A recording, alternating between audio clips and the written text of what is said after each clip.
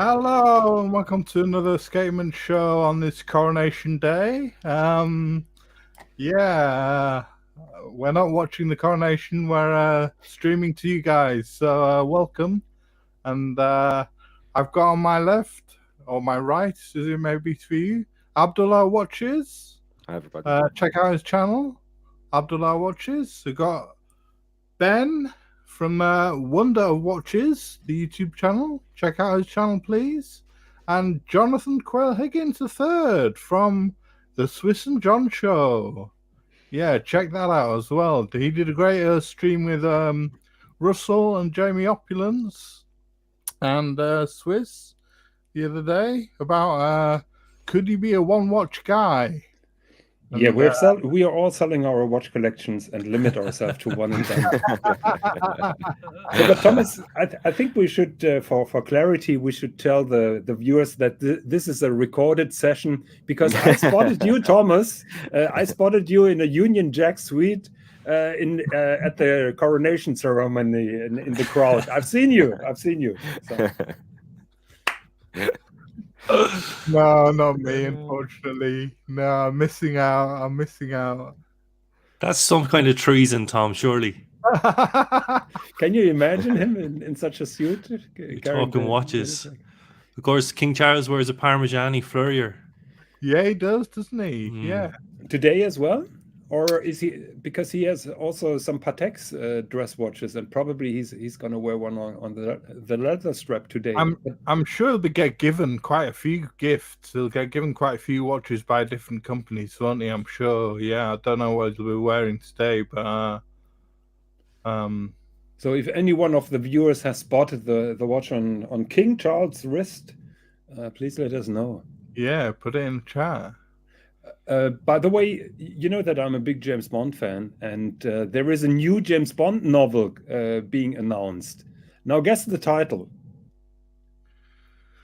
The King's Coronation. No. On his King's Secret Service. Exactly. It's on His Majesty's Secret Service. How is that? Wow. Well done, Tom. They put some thought into that. Brilliant. Put as much thought into that as changing the title of the national anthem. Yes, yeah, exactly. Yeah, so as the title has seen the thumbnail, we're doing a stream on integrated bracelet watches, and Ben down here, my friend, we're in a group called the Dublin Watch Group, and I've been meaning to do a stream on integrated bracelet watches for a while, but there was a little discussion in the Dublin Watch Group a couple of weeks ago, wasn't there, Ben? And that sort of triggered me to get my arse into gear and get on with it. And there's a lot of discussion about integrated bracelet watches, isn't there? Yeah, I guess there's a lot of what I thought this morning could be called the gentification of watches. Yeah. It's hard to know what's been designed by Gerald Genta, what's been inspired by Gerald Genta, but you see his name cropping up a lot. I suppose in the discussion, there was a kind of a discussion about, is the market getting flooded with these kind of watches at the moment? I mean, everybody seems to have a version. Alpina, Tissot, Gerard Perego is effectively has revived their brand based on their Laureato. Oh, sorry, pal. We're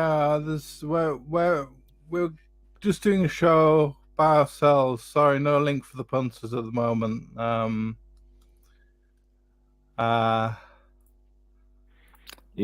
Good thing you brought this up, Ben, because I was just, let's say, discussing with people online on their videos that they uploaded about the new PRX, the new Christopher Ward that looks like copy-paste from the Antratique.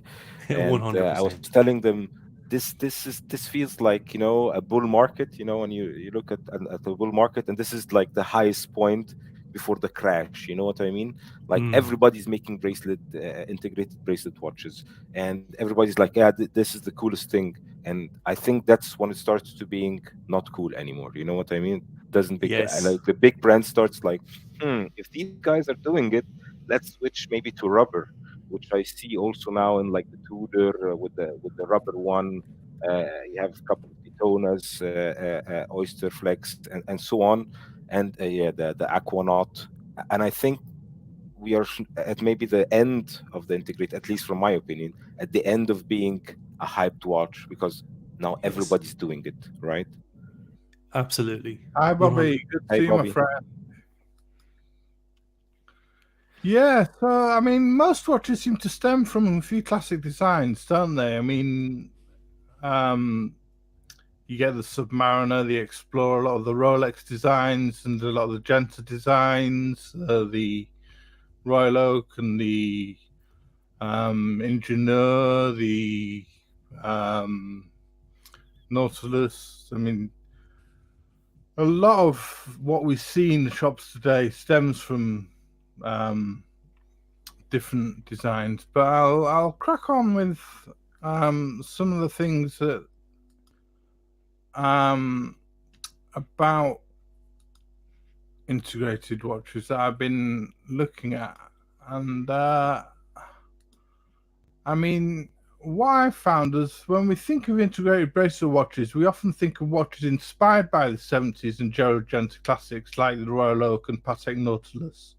And that tends to be a running inspiration of design for many brands. But integrated bracelet on wristwatches, I believe, started before the aforementioned classics with women's jewelry watches. And these started to really take off in the 1920s with Art Deco and Art Nouveau style watches, many of which took on popular rectangular design at the time. And this Longines you see here from 1925.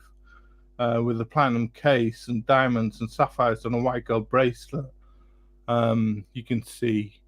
And there's the Piaget advert at the top, which has got a lot of integrated bracelets. Now comes the German who knows it all better. But are those watches, or could they be considered to be jewelry? This is it, Jonathan. I mean, they're watches. I mean, you got the Omega Lady Matic here from 1956. I would. It's a contentious issue. I mean, I think this is a watch, the Longines. 1925, right? Yeah, 1925. Yeah, maybe the Piaget would be on let's say a red line of being jewelry, because it's there is more jewelry than watch. But yeah, I could agree with you on this Longi, because looks like a just nice use of let's say gem setting to highlight the watch. Well, if you look at these Piagets, they are jewelry. Yeah, but I mean, they may have a lot of diamonds on them, but you can see integrated bracelets here. Yeah, yeah. I think the idea of integrated bracelet is to integrate the bracelet to the case shape and design of the watch itself, not to be like something that it's just ad hoc. Just we need to put a bracelet on this case because we need to.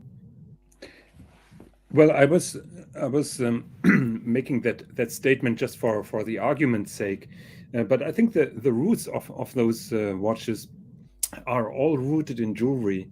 And when we're talking about the gentaification, I really like that word, Ben. There we are talking about men's watches that for generations had traditionally had added on bracelets when they were in metal. So the men's watches started with a leather strap. Then you had then you could purchase at your watch dealer those generic metal bracelets that you could put on that all look terrible, including the shark mesh, in my opinion. And the next step forward was to adopt this concept of jewelry watches into men's watches, into sporty watches. Yeah. And there you had those integrated watches. I mean, you got this Omega from 1946. This is a very jewelry-inspired watch.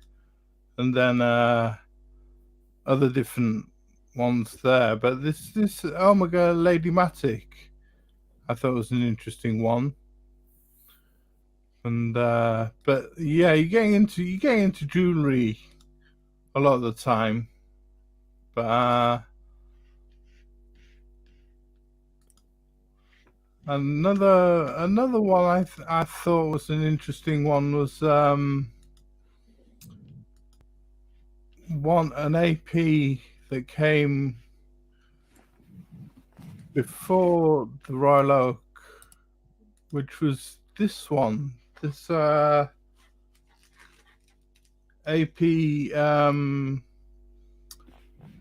AP also made this 1950 secret wristwatch with a cover.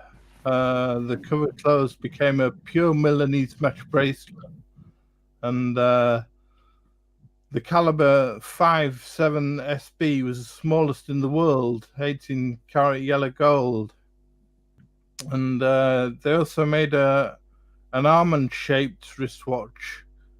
There you see, with a braided bracelet.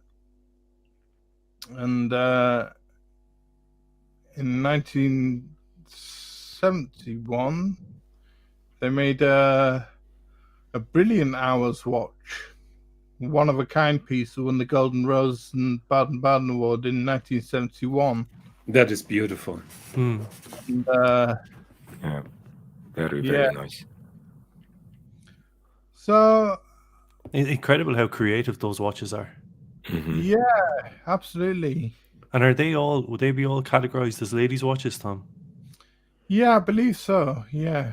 Isn't that AP that you have on the screen right now? Isn't that a men's watch? I'm not sure, Jonathan. I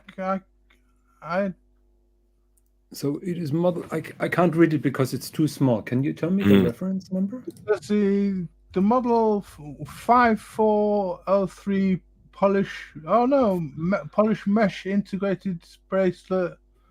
Identification. Maybe it's like 34 millimeters or something like that. Back then, Yeah, that would be then a men's watch. A men's watch. Yeah. Yeah, that's a Gerald Genta designed watch. And the mesh looks amazing. I don't actually know whether it's a Genta designed watch, this one. I'm just reading the middle paragraph there. One of the most significant was the model 5403. Its designer Gerald Genta described it as magnificent. Oh, okay. I was delighted with its perfect integration. Aha, right. So Ben's ahead of the game or not? Yeah, so there we go. Genta, a pre-Royal Oak Genta integrated bracelet. I mean, Jonathan, would you call it integrated bracelet? I still think that this is a kind of jewelry where they smashed in a watch movement and a watch dial. I see more the jewelry part in this, and also in the majority of watches that you previously showed. To me, this was born as a piece of jewelry, and then they slapped a movement in. Right. Yeah. Yeah, definitely. You never see anything like that produced for men these days. They're all effectively ladies' watches. Their design language is different. Yeah. High on bling, high on jewelry, set stones, this kind of bracelet. But it's very. I mean, you could say the alternative there is that is the epitome of an integrated bracelet, insofar as to me it looks like the bracelet is wrapping around the dial. Yeah, I mean that's what I thought. It looks very integrated. Morning, Kevin. Good to see you. Morning, Kevin. Yeah, even the one that you showed us before, the hidden one, I think it's amazing. A really cool idea for ladies to have like a mesh bracelet which has an AP watch inside, but it's hidden. But with today's standards, no lady would want to wear an AP hidden one, right? Like why wear an AP if nobody knows it's an AP? Exactly. Yeah. So, well, I mean, more women would want to wear the Royal Oak. I mean, or a Daytona or something like that. But as far as integrated bracelet to go, more women would want to wear this. I mean, the new talent has just entered the audience. We had this show about one and done watches, and Russ was our new talent, and he wiped the floor with his knowledge and made us look like amateurs. So here's Russ now. Be careful what you're saying, because Russ will Hey, Russ. not try out to hi Russell, good to see you. Just out of curiosity, Jonathan, what did you pick as your one and done watch?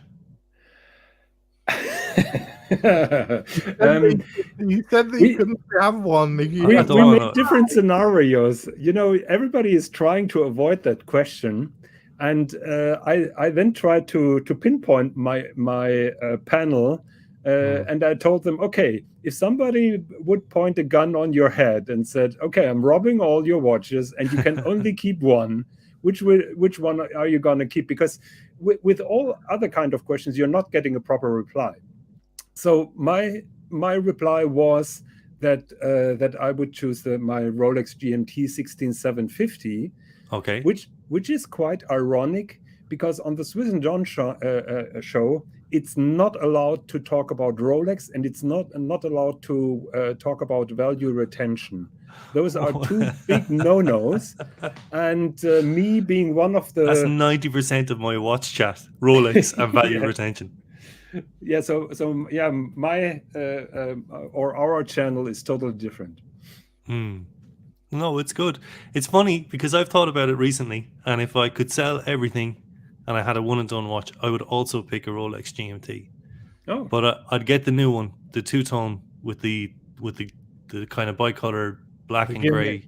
Yes. The new that's the poster boy of Rolex 2023, and I like that. Does everything. It's a sports watch. It's got the Jubilee bracelet, so you can wear it as a dress watch. It's two-tone. There's a bit of gold in it. You can wear it swimming. It does everything.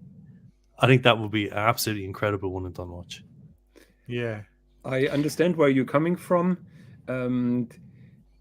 From how you look like, you're much younger than me, and we old guys, Jonathan, we tend to tend to romanticize the past, and we're listening pre-World War II music, and we're glorifying the good old times.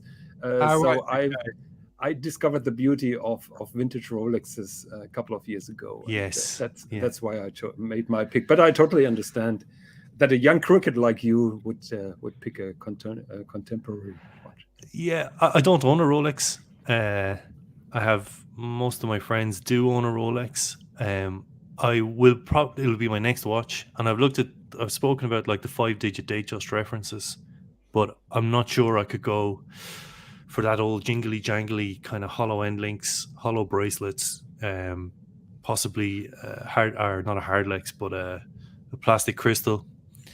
I like the modern bracelets. I like how they're finished, the smooth, the clasps, everything about that. I'd have to go contemporary, I think, especially now, given without talk about value retention, the price gap between like a new Oyster Perpetual or a new Datejust and a vintage one. It's worth it, I think, to try and get your name on a list and get a new one.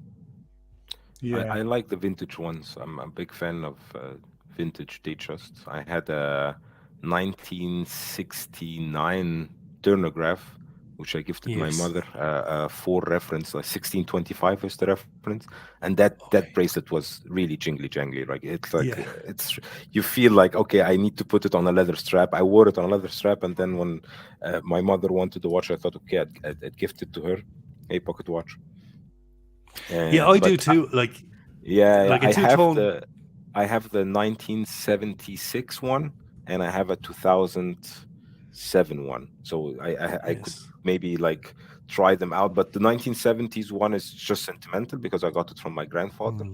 But the bracelet, it's okay. It's not as good as the new one. I think 1997,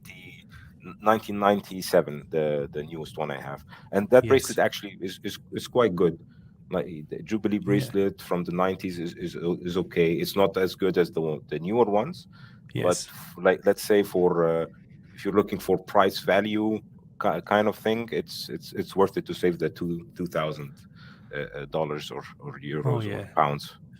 Well, the one I always see is like the champagne dial in terms of vintage Rolex, champagne dial Datejust, two-tone with a gold bezel. Like, that's just classic, absolutely classic Rolex from the 80s. You know, it's American Psycho. It's all those popular references.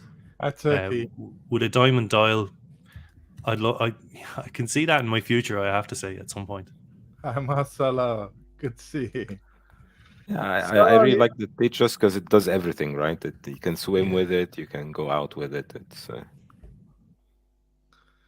yeah. So I mean, talking integrated bracelets again, the Royal Oak came out in 1972, and Gerald Genta said in an interview with AP about the bracelet that seeing just a few centimeters or even millimeters is enough to get the picture, and you don't need to see everything, which confirms how important it is, the bracelet. He also added about the bracelet that the bracelet had to be extremely flat, thin, supple, and aesthetically pleasing, playing with light thanks to the flat satin finish. And when you see the watch on your wrist, the light sings on the bracelet. And these true remarks just go to show how important the bracelet can be in the design and identity of a wristwatch, and how it can not only feel on the wrist but help the iconic status. And Gay Frere was the first integrated bracelet, made the first integrated bracelet for the Royal Oak, and then began the design trend for integrated bracelets during the 70s. Now, an integrated bracelet has been described by some as a bracelet hard soldered to the case, and this would mean that the case and bracelet are immovable, which we saw in the ladies' mesh ones. But experimentation and design over the years has determined that the answer lies in the geometry of the watch case and how the first link is an integral part of the case, leading on to a continuously shaped bracelet. And I don't know what you think about that, Jonathan. Do you? Yes and no. I can't disagree with that kind of definition, but in my opinion, it takes more than a fixed connection between the bracelet and the case. There needs to be an implementation of from a design point of view. I think that is what we're talking today, and this is what makes the genre very successful. Besides the fact that those came out in steel and are relatively affordable, because every gold bracelet watch was very expensive back then, and those jewelry watches started with in solid in precious metals, so they were expensive, and those integrated bracelet steel watches, particularly for men, were then a game changer. Yeah, I mean, when they brought out the steel watches like this, like the Royal Oak, I mean, they were a huge surprise on the market, weren't they? And people were thinking a steel a steel luxury watch. You know, they weren't that popular to start off with, were they? They weren't very popular. But very much more affordable compared to a solid gold watch. Yeah. With a gold bracelet. But they didn't do too well to start off with. They only sold a few thousand, didn't they?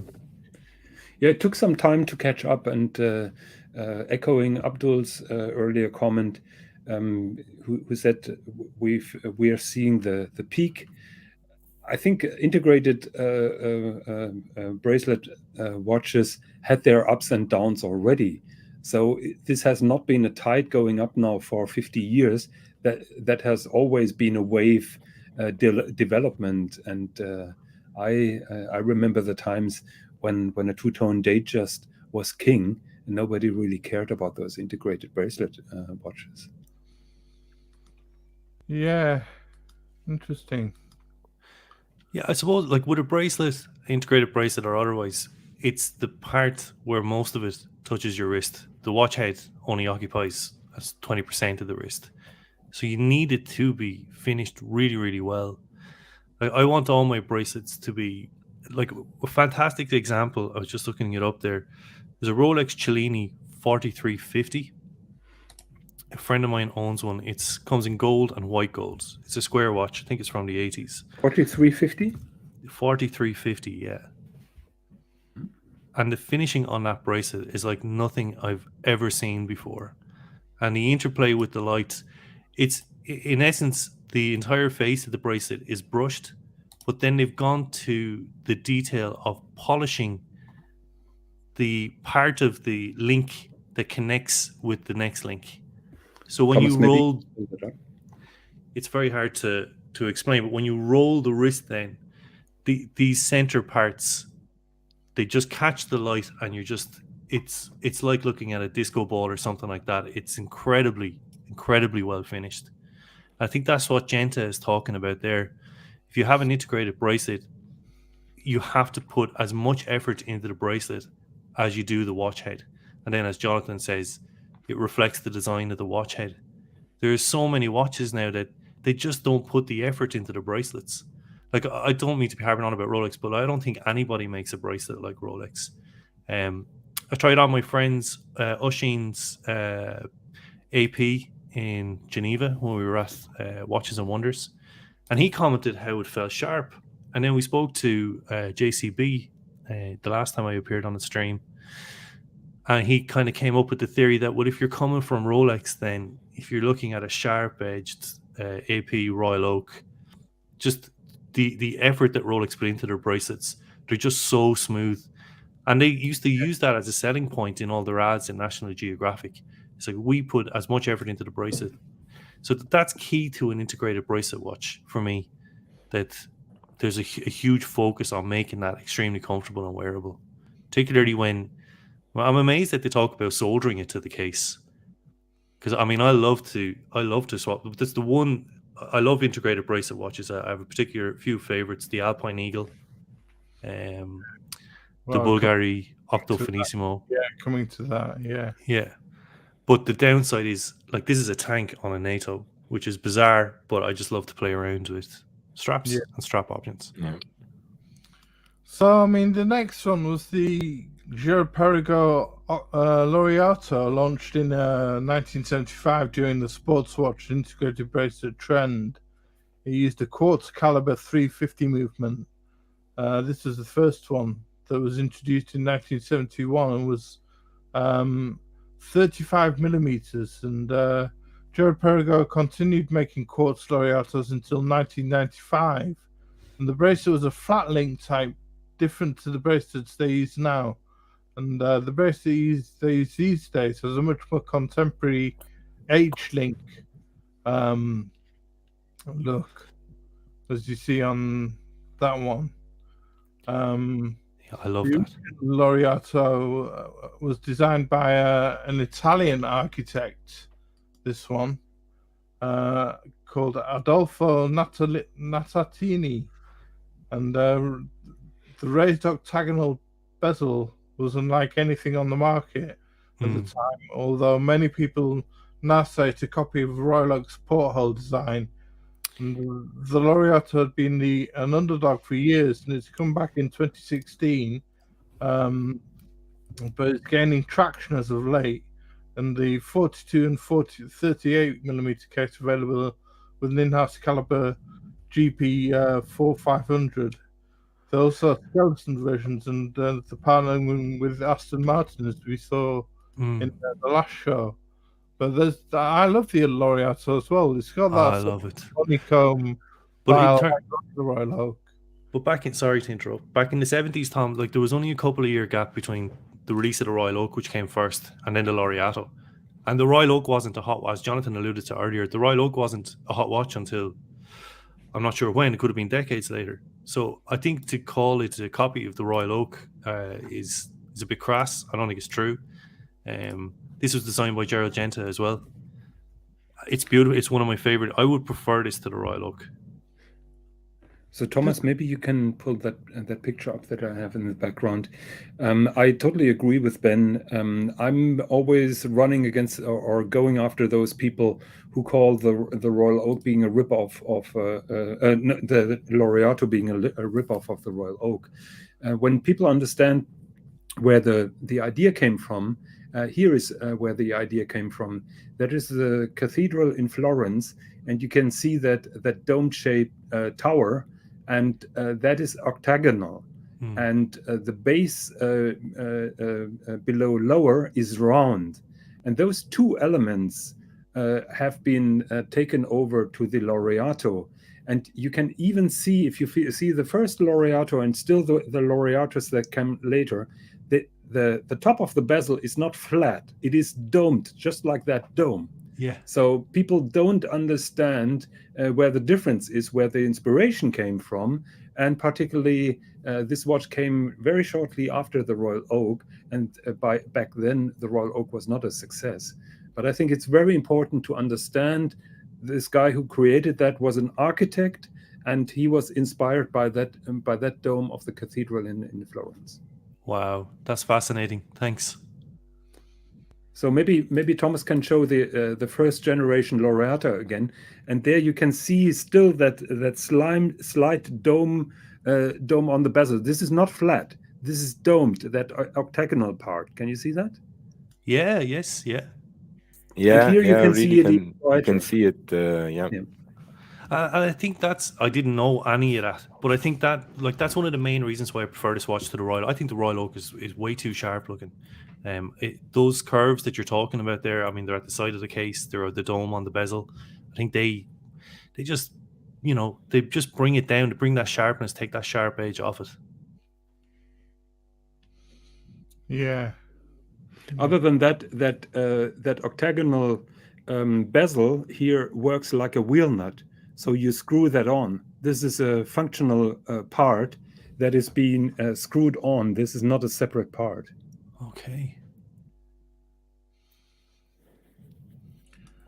Right, so that was Laureato, and we'll move on to the next one, which is a big hype watch, and that is the Nautilus. After the success of the Royal Oak and that defined the new category of the luxury wristwatch in stainless steel, Patek Philippe decided it was time for themselves to develop an exclusive sport watch to refresh the brand image and while perpetuating tradition. They say the target market was the dynamic business managers of the new generations.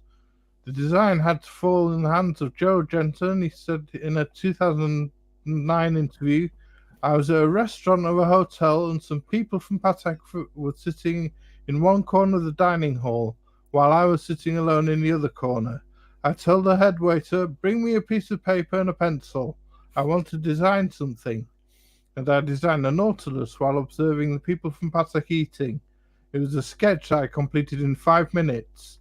And Jensen's illustration on screen was based on that initial sketch that you see here. And that was the original Nautilus 37-1 brought out in 1976. And you can see the polished center links on that 3700 on the 5711 and on the 5711 became more square when it was introduced 30 years later in 2006, and the 5712 also had that and introduced in the year to replace the 3712. So there's the 3700, and you see these links here. I'll just get to the picture.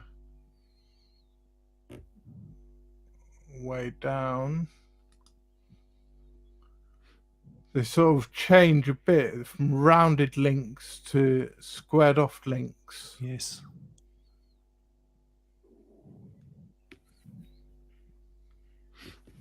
The funny thing about the Nautilus is they took over the porthole idea. So on the left side, this works like a kind of joint. So you could almost open the case by opening that porthole on one side, but of course you're removing everything. An interesting aspect was Gerald Genta is on the record for getting the inspiration for the Royal Oak from a porthole. And I know that the AP guys searched up and down for a diver's helmet or for a porthole that looked like a Royal Oak, and so far they couldn't find anything that really looked like. Here, that porthole you can find on many ships. You can see that kind of design. Yeah. Yeah, I was wondering when you mentioned that you could open from the bezel. I thought I saw hinges on the left-hand side. All right, I actually thought I saw them on both sides on the first one that we saw.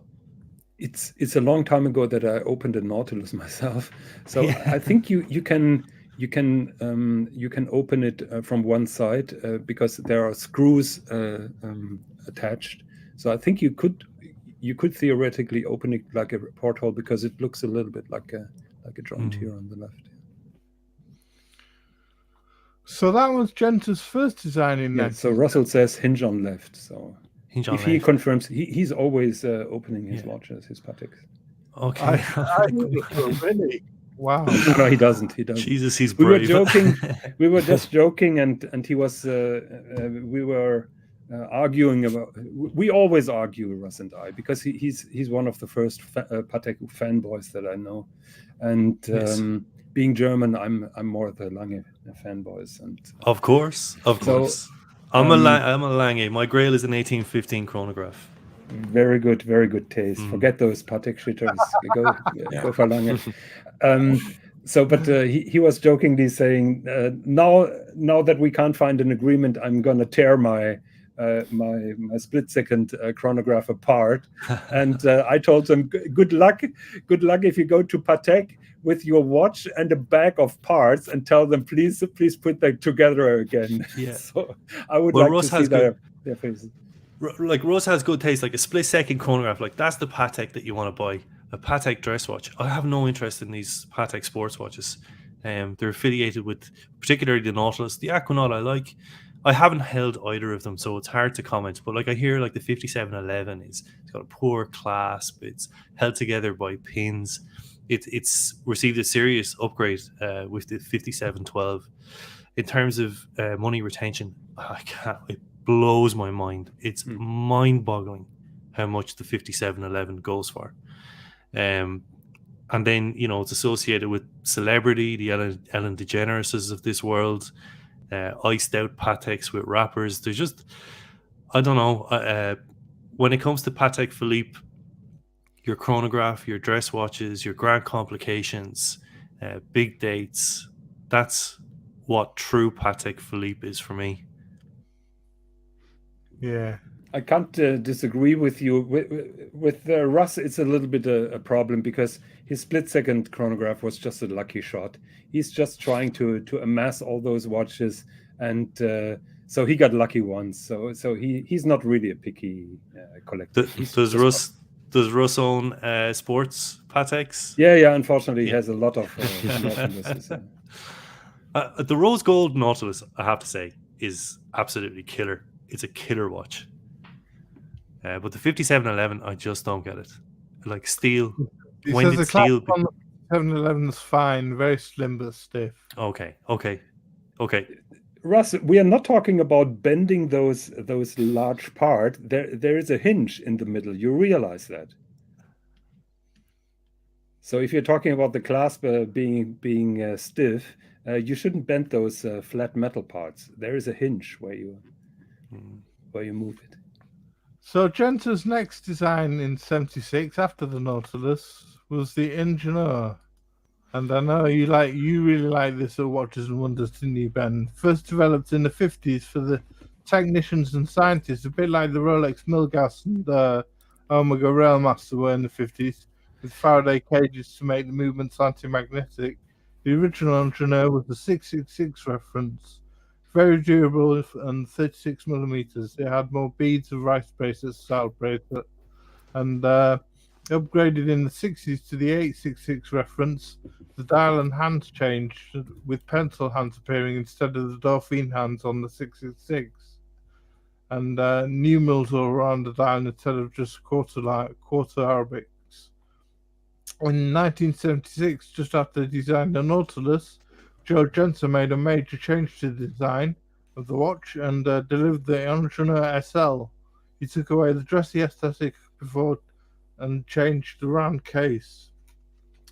But also added the integrated bracelet and made the profile 40mm as well.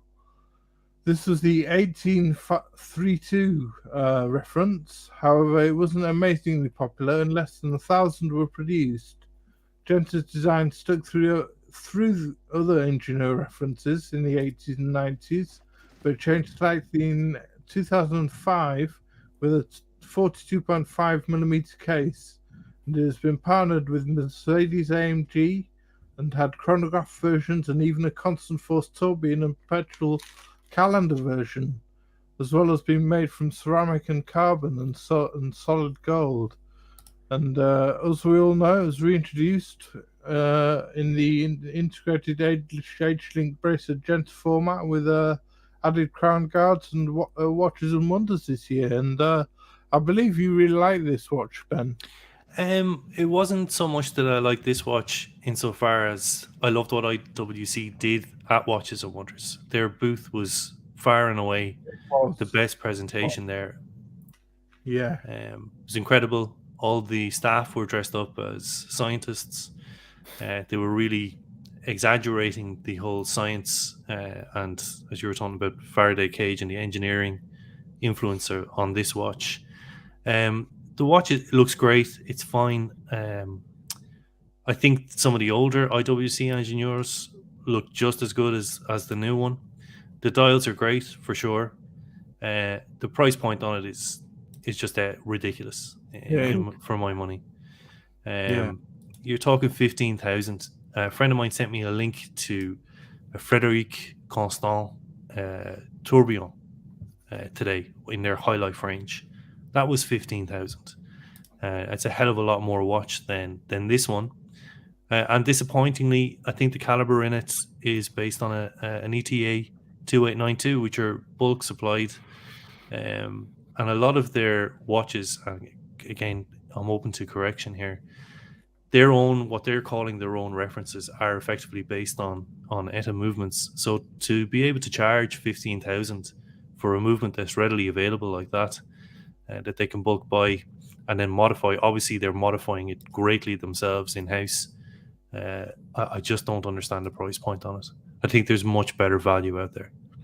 Yeah, I agree. Really, I think IWC here, if it's just was like, okay, let's put a number and keep the costs at the minimum and just put an ETA movement in the back, get the reissue of vintage design back, and put a couple of new colors. Green is working quite well. People like the tapestry dial from AP. Okay, let's put them all together, sell them the watch, and they will eat it. And they'll eat it up. Yeah. Here I disagree with you. So let me defend the engineer for a moment. So that dial pattern was visible on the old IWCSL, very similar dial pattern. Thomas, maybe you can pull that picture up that I have in the background. So the dial pattern was already in the SL in a slightly modified kind of way. Now, about the pricing and the use of the ETA, I call it ETA. First of all, IWC heavily modifies those. I have an old Flieger watch with the same movement, and it has been modified by IWC. And I know that the Escapement is basically IWC's own. They optimize the mainspring, so you can't feel and you can't hear anymore that it's a 2892. Now about the pricing and the use of this ETA movement.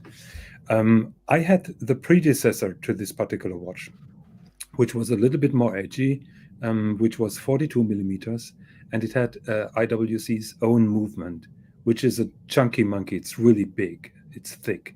And one of the negative points of this particular watch was always it was too thick, it was too chunky, it was too bland.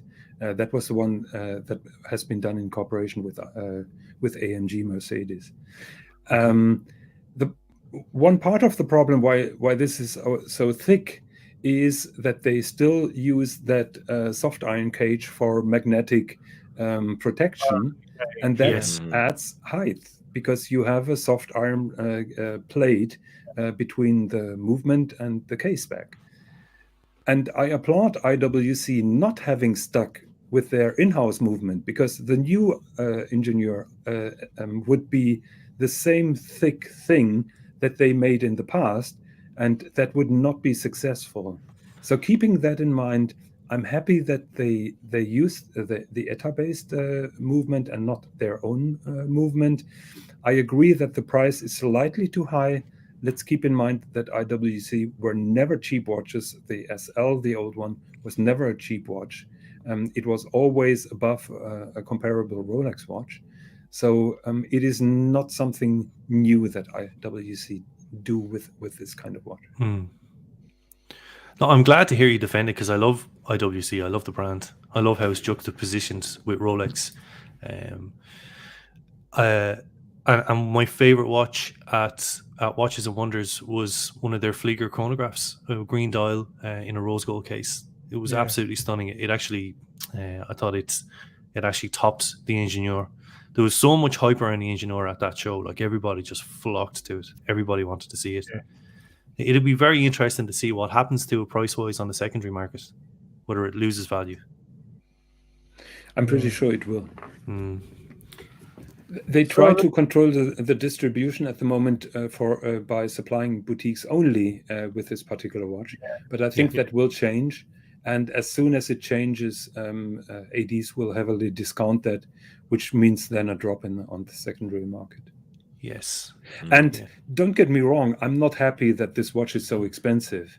I never was happy about the pricing of the Ingenieur.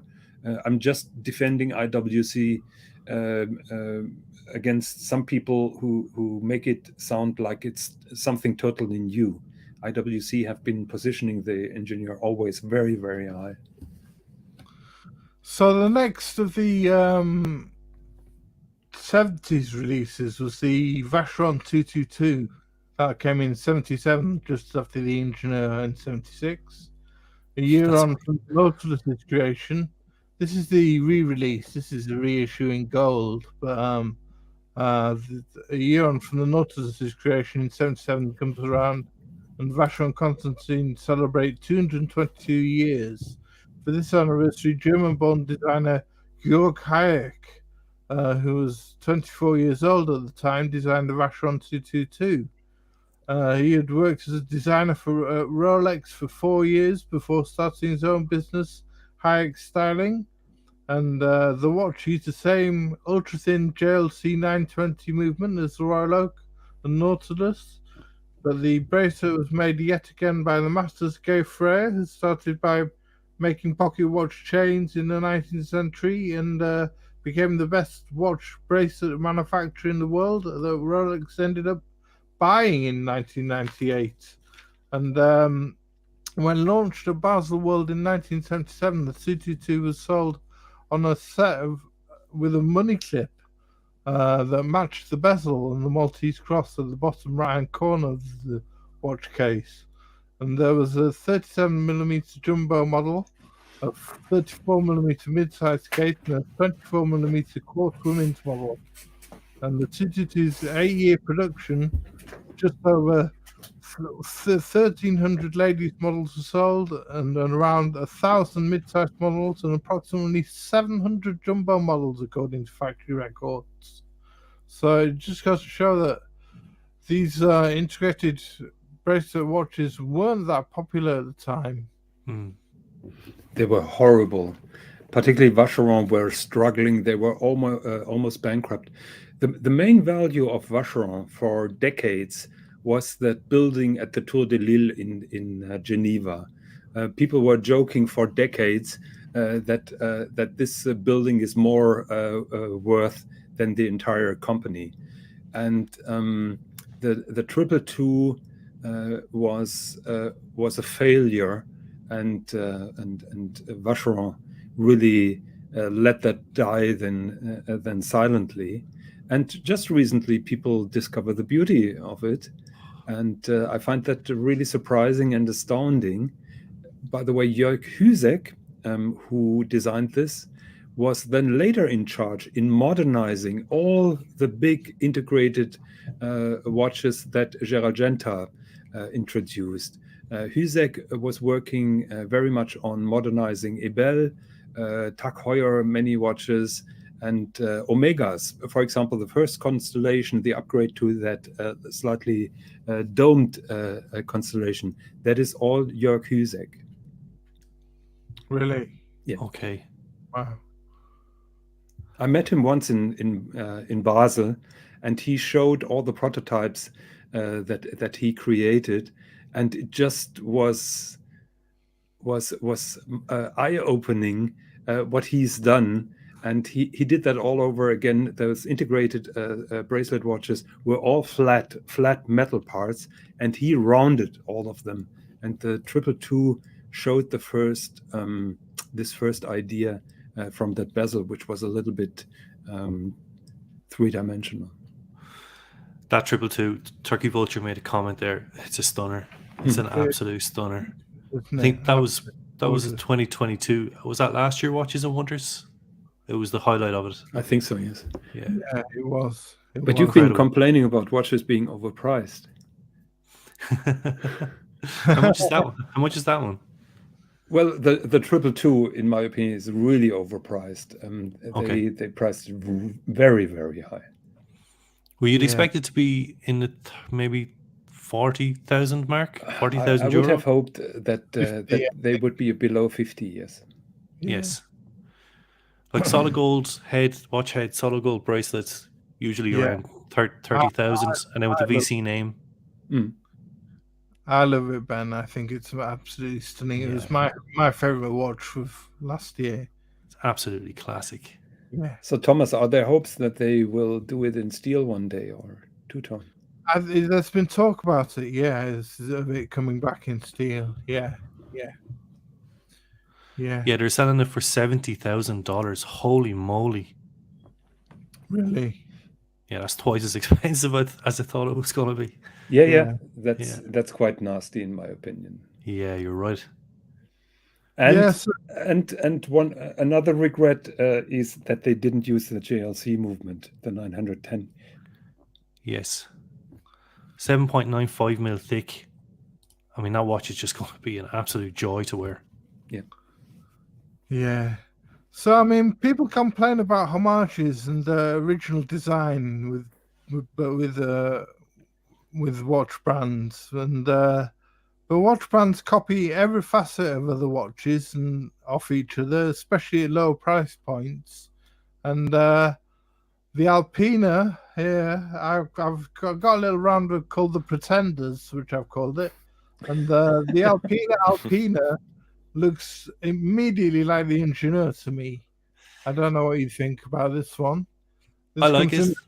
1,995 euros. This is a release of Watches and Wonders. I really like it as well. I think it's really nice.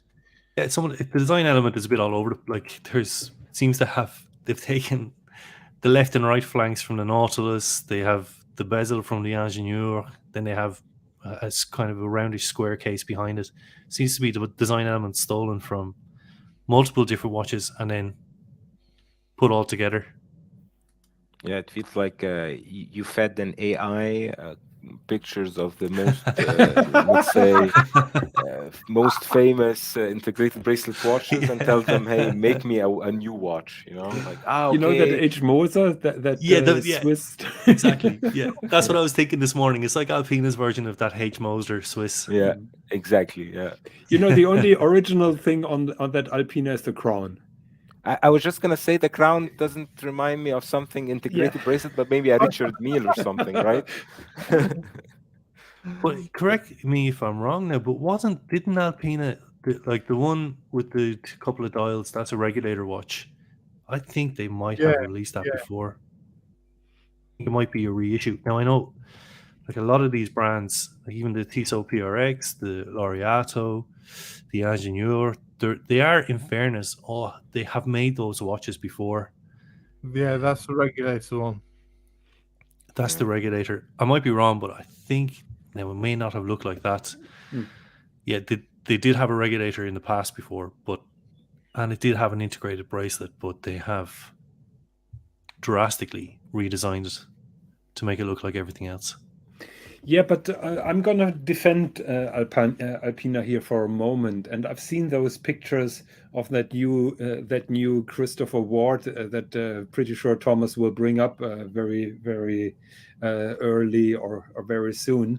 The picture with that Christopher Ward next to a Chapek on Tahiti.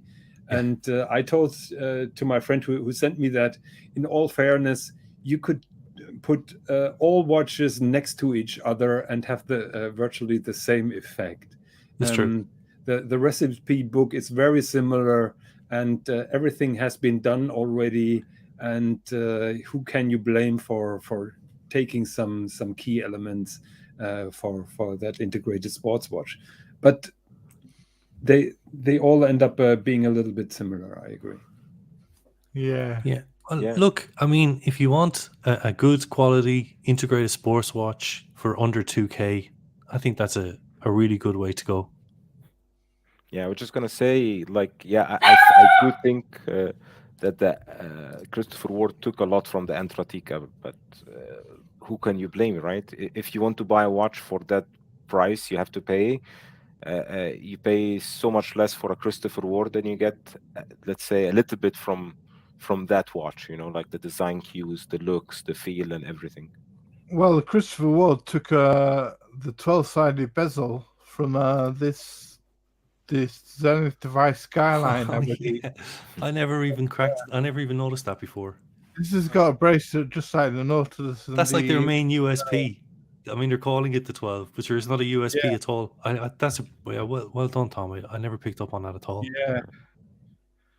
Yeah. So the problem with the Zenith is it's so boring that it's not on our radar.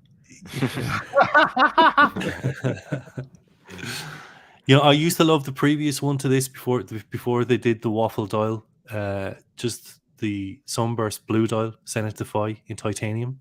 I thought that was absolutely beautiful watch.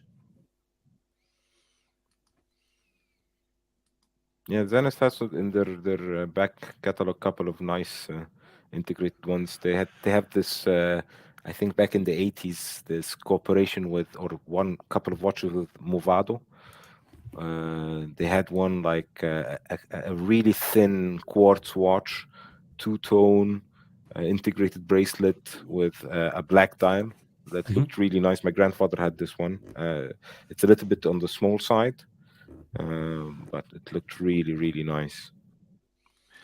Yeah, I'm a big Zenith fan, I have to say. I even love the skeletonized stuff they do on integrated, and they're not afraid to mess to play with different materials. I think they do ceramic versions, titanium versions, steel. So yeah, really good. And you see it's a bit like the this is the flat link bracelet, but it's the polished center links just remind me of the Laureato, and I don't know. I always like this watch too. It comes in around, you can pick it up somewhere between 4.5 to 5 on used. They have a chronograph version, they have a blue dial version, white dial version. Very, very cool. Although I imagine, given its shape and size, it's going to wear. I'm a small wristed guy anyway, 6 3/4 inches. But it's way too big. It's going to be way too big given its squarish looks. Yeah. No comment on this, Jonathan. We were talking about that H. Moser, and I get some strong H. Moser combination vibes from this Bell & Ross as well. So these ones, I think, are all Royal Oak rip-offs. This Bremont, a straight Royal Oak rip-off Oh with the yeah. bracelet. Yes. This is the Bremont Supernova. I mean, it's £8,000. This, and you pay for a Royal Oak rip-off, I think. I mean, there aren't many brands that are really doing original things with regards to cases, dials, and bracelets at affordable prices that hasn't been done before. But as long as the owner's wearing what they enjoy, that's all that matters. I mean, but I wouldn't be buying this myself. No. No. Looks like a fake Royal Oak. Yeah. I mean, another one which was surprising from a Rolex orientated brand was the Tudor Royale, which again I find Royal Oak-esque. I think these are cool. I have to say, there's a salmon dial version and a chocolate dial version that are. I mean, these are exceptional value given. They did a day date, didn't they? Yeah, yeah. I mean, it's their version of a date just really, but obviously it's got the integrated features. Yeah, the bracelet's not too dissimilar to the Royal Oak either, except those center links are more central, symmetrical. But these are fantastic value. These are less than 3,000, if I'm not mistaken. Yeah, £2,020. This one. £2,020. Like, that's unbelievable. And it comes in a chocolate dial, wears really well. Comes in a salmon dial, which is awesome. It's got the whole, they have heritage, even though they kind of re-released themselves in 2012. They obviously play off their sister brand's name. This is a lot of watch for the money. I love what Tudor are doing. I mean, I looked at Tudor, what they released at Watches and Wonders this year, and it looks like it was very underwhelming. But the more I've looked at it and the more I've seen the watches, they have made incremental changes, but they are massively improving their watch offering. That includes the Black Bay 31, 36, 39, 41, that range, the Tudor Royale range, their Black Bay 54. Everything is just becoming a little bit more refined, more comfortable, slimmer, more rounded. And like, you can pick up a Black Bay 36 with an anthracite dial or a sunburst blue dial with diamonds, a diamond dial for less than $5. And these are exceptional. I would wear this. I love this watch. Would you wear the next one? Because this one hurts my eyes a bit. This one. If it hurts your eyes, Tom, the answer is no. I already know the answer is no. This is another Royal Oak rip-off, but it's the Maurice Lacroix Icon. I mean, it's ripping off the dial of the Royal Oak, and it's ripping off the bracelet of the Royal Oak. The worst thing that ever happened to this watch was the PRX. This is just too expensive now. The PRX is a much better option for $400 or $500 less. Yeah, well, we'll get on to that one.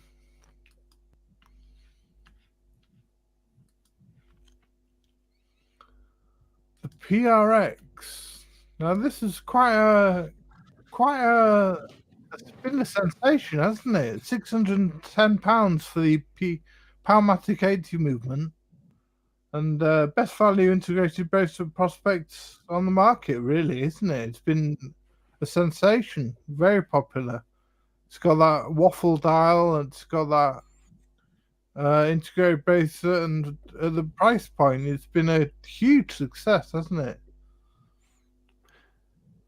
It's fabulous, and it's better in real life than it is in photographs. The green dial in particular, I think it rocks. It absolutely rocks. Really comfortable. To me, it doesn't wear. I think it's a 40 mil, Tom. Yes. Yeah, it doesn't wear as big as it would suggest, given it's all dial. I wish the bezel was a bit flatter on it. It's quite a steep bezel, but amazing watch. Much better looking than the Maurice Lacroix. Yeah. So I'm a big fan of what Tissot is doing because they make affordable Swiss watches with some great design. I'm a little bit sad, personally, that they have that smash hit with a watch that looks like it has been designed in the 1970s. Yeah. They have so many dynamic, modern designed watches that have really good quality. And I'm a little bit sad. I'm not taking away the popularity of the PRX, but I really wished that Tissot had success with some of their other designs more than this one. Yeah, they have some cool watches. Their Gentleman, I think, is a super dress watch. They make some lovely chronographs. And they have a really big history as well. You know, I mean, back when Omega were making fantastic dress watches, Tissot were there at the same time. And they were making stuff in precious metal. Yeah, but I think Tissot on this watch in particular made every right move. They had different sizes, different dial colors, different movements. You have the quartz and you have the automatic, different price points in the affordable range. So they did everything, like the recipe to get a good success. They did everything in the correct way to get to where they are. I think they offer a really good watches. Every of their watches is good, well priced, and you have really cool designs in the vintage inspired ones. But this one just had everything right in place beforehand. Yeah, I see Pocket Watch Time has one. Very comfortable. I tried it on in Wears, which is our main. Ireland is a small country. There's a couple of big watch dealers. We have Wears and we have Keens and we have Lunds up north. So I tried this on in Wears in Dublin. It's supremely comfortable. But yeah, I guess, Jonathan, like as Abdul was alluding to earlier, we're peaking on this whole integrated bracelet watch trend, and Tissot have ridden that wave spectacularly well. They just came in right at the right time. And they're offering something people can get in on that trend for a relatively affordable price. Yeah, totally agree. Yeah. I mean, I just brought up a couple more that we were discussing in the group, Ben, and I brought up this Nevada, which you were talking about. Yeah, I like to look at that. It's a flat link bracelet. 3-link integrated bracelet. This is a pre-order for 17th of April 2023. It's using a SOPROD P024 to 2824 clone, and quite an interesting one, but very 70s inspired. And, on the affordable side. yeah, it's 1,089 euros. It just doesn't match up to the Tissot PRX. If you're getting something in that range, it has to be the PRX. Absolutely. I mean, another one was this one, the Wempe Iron Walker, which I found interesting. Yeah, I mean, look at the crown guards on that. They're the very same as the Ingenieur. Absolutely. Actually, I would have loved the Ingenieur not having those crown guards. Yeah, I like those. I like that feature. I'm on the record of shaving off crown guards, so I'm a little bit of the opposite opinion. But other than that, the original Ingenieur didn't have crown guards, and I think the watch would benefit from the lack of them. But that is a personal opinion. No, I've heard that opinion iterated by several people, and one guy was saying that it felt like they were stuck on as an afterthought. Another was this Yemo Wristmaster, which is a shape of a royal oak bezel and a bracelet of an octo finissimo, I find. The award for worst range name ever in watchmaking goes to this watch, the Wristmaster. If any name could be misconstrued, it's that one. Only 700 pieces, only 100 pieces made. So Yeah, that was a yeah. smash hit. I mean, I found that copied the bracelet from the Octo Finissimo, and it just feels like somebody put some watch in China and just shipped it up, right? It just looks like, okay, I took the dial from this watch, this bracelet from the other watch, put them all together and ship it. the Octo Finissimo I find is a great looking watch. I really like it myself, and it's got an interesting bracelet, I find. Did you ever try one on your wrist, Thomas? I've not tried one yet, Jonathan. No, because I really like it on the pictures, but every time I try on the wrist, it's too large. It's too flat. It just doesn't follow what I feel when I see those pictures. I can't love that watch. It's same, Jonathan. Every time I go to an airport and I manage to go to a boutique to try one out, somehow the smallest one on them just looks still really large on my wrist, and I really like how they look, but I think they need like a really big wrist to look very nice on, right? That's interesting you say that. I mean, yeah. I tried it on in the Bulgari boutique in Venice a couple of years ago. The Sunburst Blue and the black dial. I thought the black dial was classic. I love how Bulgari finished their indices with a high polished finish. I think they look class. And I love the style of this look in pictures again. But yes, unfortunately, it wears too big. But then it feels so light, even in steel, because there's not an awful lot of steel in it. It's the best, it's the most articulated bracelet I've ever tried on in my life. It's just so comfortable. But unfortunately, I mean, there's a lot of technology in there. If you're not going to have a thick case, then you got to make it very flat, I guess. But yeah, it's too big. Or you must be Italian to look good with this kind of watch. I don't know. Yeah, maybe. Yeah, like olive skinned. Yeah. Too big. So, I mean, the Vacheron, I found that this is one of the most comfortable bracelets that I tried on the overseas. I don't know what your opinions are on it, whether you've tried it or what you think of it. Only ever tried it on the rubber bracelet, Tom. Right. Beautiful watch. Yeah, I found the bracelet really comfortable. The Maltese cross integrated bracelet. I've just found it really. I don't know what Russell thinks, whether he's tried this or whether he's got one. I think he's on the list for one, if I remember. But I lost sight with him. So.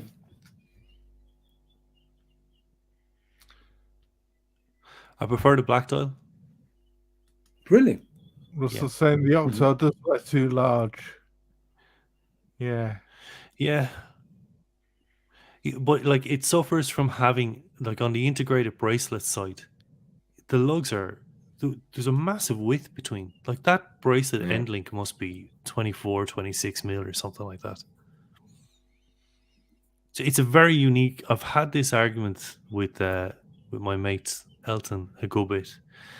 He always says it wears too big. He actually prefers the original Octo rather than the Finissimo. But I've always argued, well, it's such a unique style and such a unique design. But I guess in reality, it just wears too big. Now, I find this quite an original sort of bracelet design. The Chopard Alpine Eagle. Yeah, fantastic. Quite a different sort of style to the bracelet. Yeah, and the dial looks amazing as well. I think Chopard in their LUC line, in this one, they hit something right. I really like the watch. The only thing I don't like about is this polished center link that is a little bit above the bracelet. Like when I tried the previous one out in a Chopard boutique, and I felt like if I wear this watch after 1 week, this middle polished one will be just scratches. Yes. Yeah, but this is a new one with it has got a gorgeous style, like you say, Abdul. Yeah. Really nice one. I really like what Chopard did there, and for our critics, if you think that Chopard just copied something, go back and Google the Chopard St. Moritz, because the design language is there since the 1980s, hasn't changed a lot. They beefed up the watch a little bit, improved some of the details, and there you go. The watch, just like Abdul said, is fantastic, and I really love that they integrated their Geneva seal micro rotor movement into this particular watch. I remember last week there was a discussion on Archie Luxury. Why is this watch 8,000 euros more than the one with the date? And they've been just clueless of the difference between those two. So this is a Geneva seal certified movement of the highest finishing level that you could imagine. Okay. And I'm really happy that Chopard is doing them. I think they're only doing 200 of them per year, or I think they're only doing a limited number of those XPS. Gorgeous watch, I think. Yeah. I'd score. I love it. If money no object, that's the integrated bracelet model. Well, between that and the Laureato, I love the bracelet on it. I think it's so unique to the watch. Really 80s look. The dial is just so symmetrical. It's really well thought out. The negative space element on it, it's the sub dial. Everything is just so well thought out. The indices on the sub dial match the indices on the rest of the watch. The salmon dial is incredible. The textures are incredible. Really well sized. And if you're looking at, say, the Sunburst Blue or something like that, they're well priced as well. Yeah. So, Mr. Lange, Jonathan, the Odysseus, what's your opinion on that? This is a integrated bracelet. Thomas, you're bringing me into a difficult position. I would really love that watch, and I understand why Lange did it and what the reason behind it is, but I can't love it. It's just too wide on that transfer between the lux and the bracelet. There have been renderings of people who were doing rubber straps on it that didn't protrude so far on the lux, and it just looks much better. I agree. I like it more on the rubber as well. I really like it on the rubber. Yeah, I like the white gold one on the leather. That looks gorgeous. Yeah, but still, that wide rubber that takes up the width of the lux. If you reduce that rubber and make it straight and just have it merge between the lux, it looks much better. Yeah, Okay. yeah. I understand what you're saying. Yes. But then it wouldn't be an integrated bracelet anymore. Yeah. Oh. Yeah, I totally agree with you, Jonathan, on this one. I'm a big fan of Lange & Söhne. My great watch is definitely the Sidevac, the first one, the black dial and the white gold, and I like this date function on the Odysseus. And I think with a straight as small as the lux strap would look much better. Would give it a Russ, can you send me the picture look again that I can show it up? Excuse me. Yeah, Russ has an Odysseus on an orange strap, and I think that is a little bit thinner. He's saying the quality's great and the bracelet's wide, and he has it on an orange rubber strap. You're a lucky man, Russell. Yeah, wear it tight, buddy. I really like the titanium myself. The one on the right. Is that the only stainless steel watch that Lange make? Well, with exceptions, they used to make some Lange ones in stainless steel, but to a very limited number. But yes, I mean, I like the watch. I liked it when it first came out. I can't believe how hot it's got, though. These are unattainable now, aren't they? They're unobtainium. yeah. I never thought it would. I mean, I knew it would sell well for them, but I never thought it would go to like, Nautilus levels of unobtainium. Well, they limited the number really hard, and many people just wanted it. Yeah, So that green dial is amazing. The grey dial is amazing too. Yeah. But when you're talking about, like, obviously those bracelets come off, on that watch you could just put a normal. Well, that's what you're talking. That's what Russ has done, is it? He's put it. I'm still fighting with the. So on the first ones you could, but now Lange has closed those gaps at the underside of the metal bracelet. Oh, So you can't remove them anymore. That is a big that's a pity. issue. That's a pity. So okay, Thomas, let me pull that up.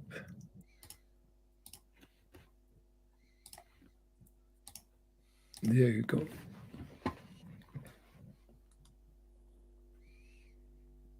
Ah, interesting. Nice. And now it looks Really, totally really cool. different. The watch looks Yeah. totally, absolutely different.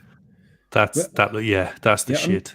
I'm not talking about that ugly orange rubber strap. So imagine that on a nice blue or black strap. I actually like it on the orange one. I feel like I'm just trying to poke some fun out of Russ because he was the first time on our show, and he's now so above the ground. I have to take him back, otherwise he's getting an attitude. Amazing, Russell. That looks absolutely stunning. I will put it also on maybe a red one. Even try it out on red one or on Yeah. What's the color of the 60, Russ? At 12 o'clock. Ask, is that orange? Are you trying to pick that out with your strap choice? What do you mean with the 60? The 60 it seems minute to be on the inner chapter ring. There is. I think that is red. That is not orange. Red, that right? Red. On the red strap. That is what Lange does to break out the monotony on some of the dials. Then they put some red highlights. Oh, Russ has the blue one as well. So he sent me another picture. Do you want to see that? Yes, please. Yeah, is it necessary? Beautiful. Yeah. Yes, it's necessary. Absolutely. He's developing an attitude. The big day and date on that. Look at that! Wow! Look at that! Oh man, but I think you see how much of a difference just that width makes on those straps. Yeah, it is like totally day agree. and night. Yeah, you're right. Total transformation. It just looks like another watch. It looks like another watch. This is a cool watch. The other one is a boring old man's watch. Yeah. I tell you what, Russ, you're not making a big case for yourself being a Patek fan. Yeah, like I said, lucky shots, I would say. Yeah, total transformation. Wow. That is beautiful. That's beautiful. Yeah. I think on a red strap that would look quite nice. Maybe I could imagine that as well. Yeah, gorgeous. I love it on the blue. It really matches the dial. Gorgeous. So the next was the Patek Antarctique, and this is an interesting bracelet, I think. Has sort of the C for Patek going in and out, and I don't know what you think of this one.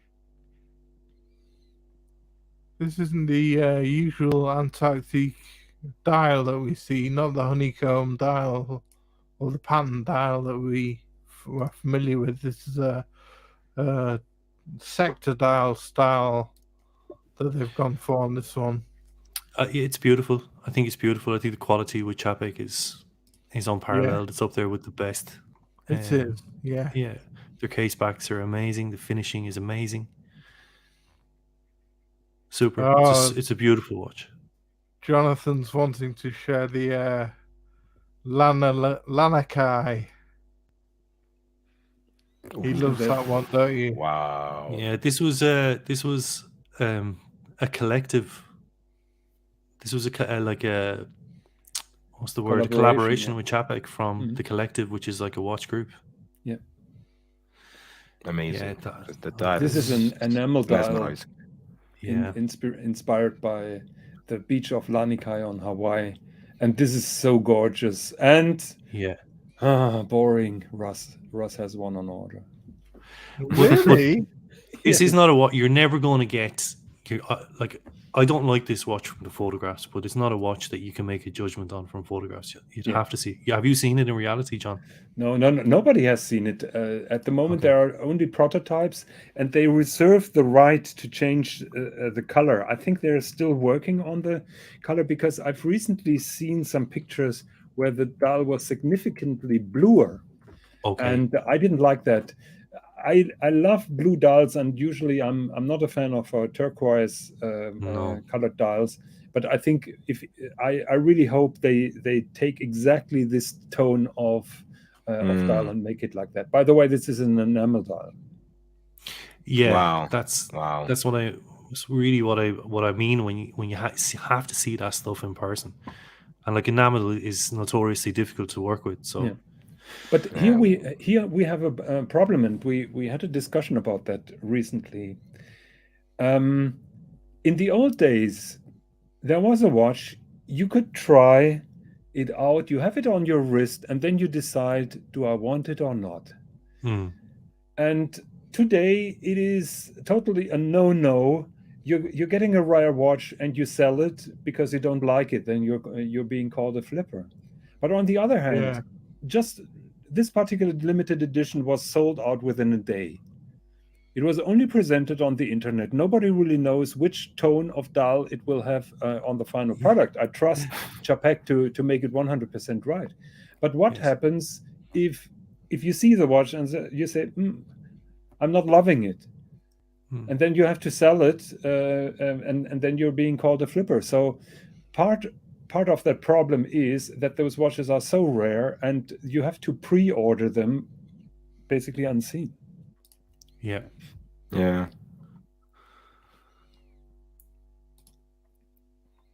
That's a big problem. Russ just sent me the same picture, and he's laughing. Interesting dial, though, I must say. I totally love it. It looks like somebody was looking at the watch and then looking while they're walking on the beach down on the floor. Can you see those little bubbles between those waves? No, I didn't see them till you pointed it out. No. Yeah. So they really put some effort into that. That's crazy. I like the orange hand. I like the way it just pulls a little bit away from that blue. The idea behind that hand is to emphasize the color of the sand. The sand, I was going to say, well, I would imagine it'd be for the sand. Yeah. That's a very nice dial idea. Do you know how many of these they're making? 50. 50, I think, wow. right? They sold out in 5 hours. Yeah, something like that. Yeah. What was the initial price on them? I think it's 26,000 US plus tax. Okay. So it's only 1,500 more than a standard Chapek Antarctique. Okay. So the premium for this particular dial is very reasonable in my opinion. Yeah, that's it's for nothing. God, Rolex charged that for a green bezel. Yeah.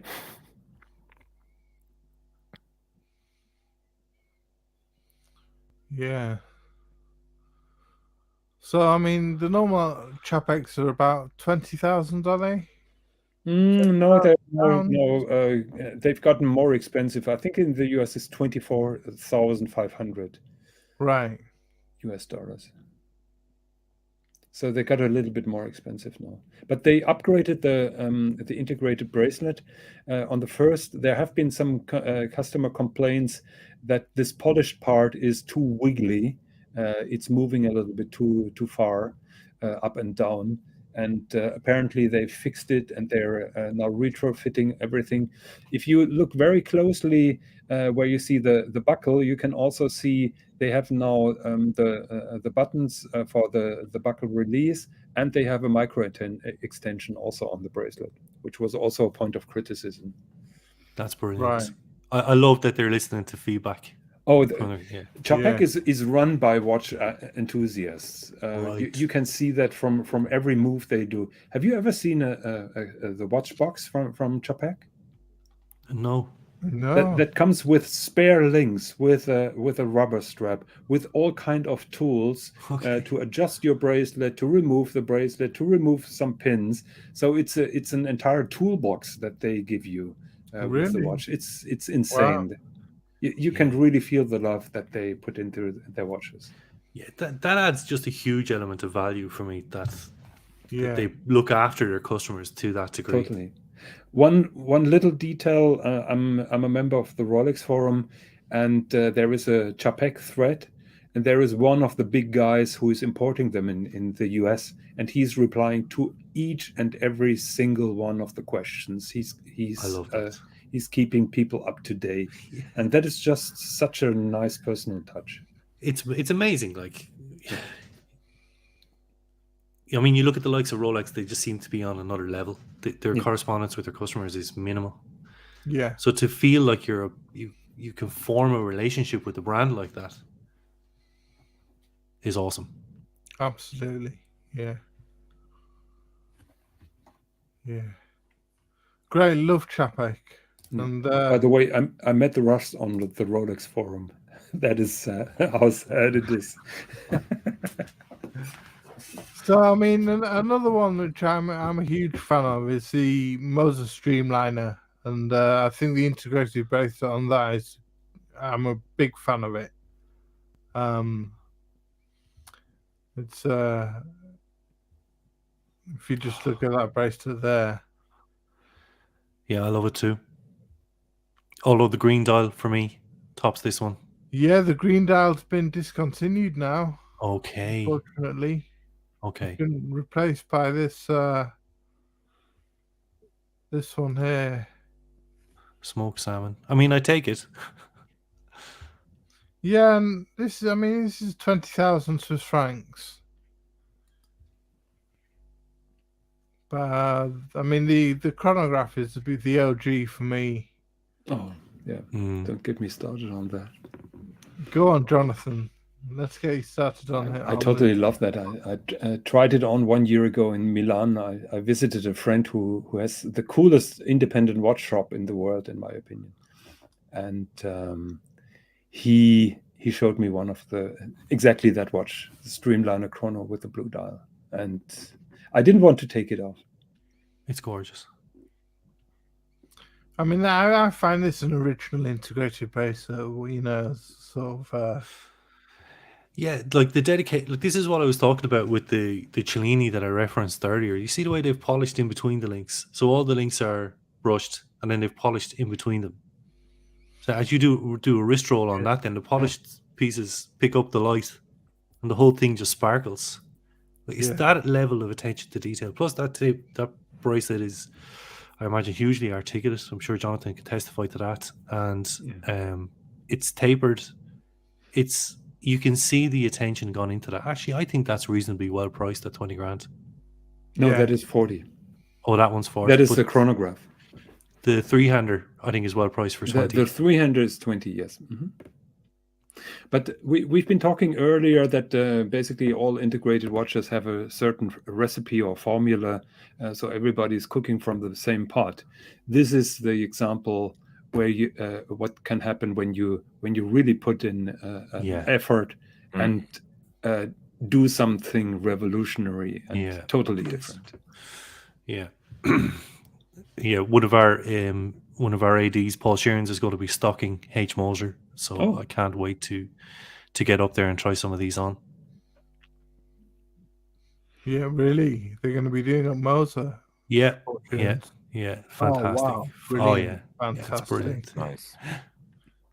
Yeah. Yeah, it's on the way. I can't wait to try some on for real. Paul Sheeran's has really expanded, hasn't he? He opened lots of boutiques, hasn't he? Yeah, Paul Sheeran's was effectively we've Grafton Street is the main street in Dublin.